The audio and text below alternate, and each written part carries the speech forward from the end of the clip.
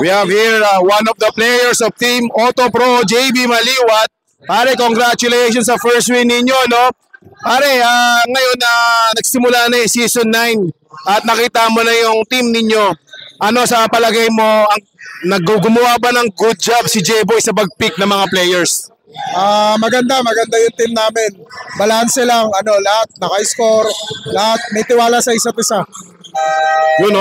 Speaking of sa tiwala sa isa't isa, sobrang ganda ng laro ninyo kanina, no? Talagang sharing the ball, talaga bang pinilano nyo yan?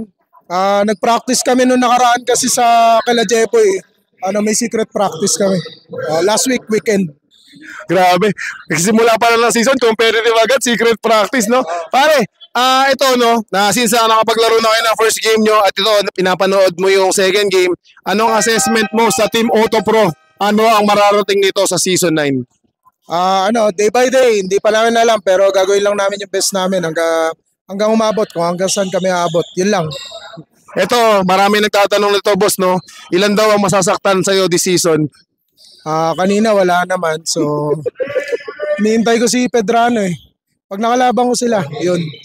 Baka ako masaktan. Boss, ito na nasa last portion na tayo. Any shoutout sa fans ng JB Maliwat dyan?